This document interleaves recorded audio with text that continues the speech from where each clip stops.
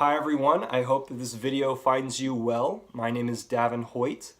I delineate things, and recently I completed a set of solar dehydrator plans for a solar dehydrator that I'm calling the Missoula1 model.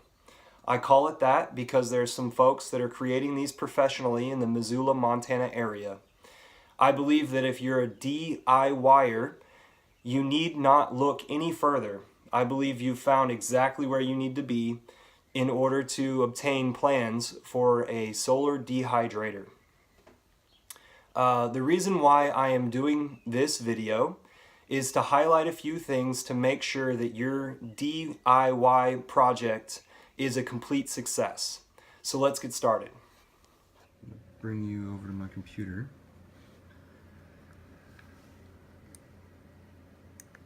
Where I have the Missoula1 model ready. We're on the south side of the Missoula1 model.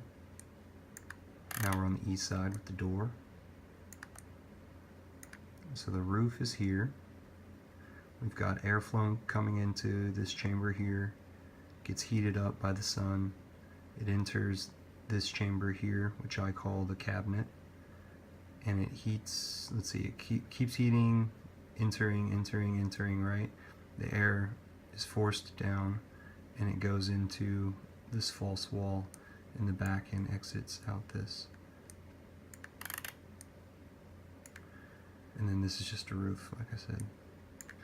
So what I want to tell you about is how I failed to call out that this back wall and this floor should be coated in the same black coating recipes that are used here. And so whatever you choose to coat this with, I recommend you do it to the back wall and to the floor, so the inside of that whole chamber, to heat that air. Erica Weisner has a post on Permies that is called out in these plans. And so she has two different recipes to get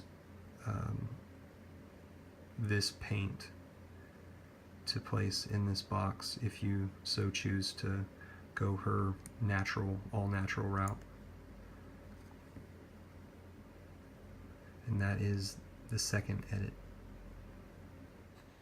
Well, I hope that you found this video informative, and I hope that you're excited to take on this DIY project. Please consider liking this video to put it in front of more people. Also, please consider subscribing to my channel because I've got more creators asking me to do more plans. Please find the link below to purchase your solar dehydrator plans today. Thank you very much. Bye now.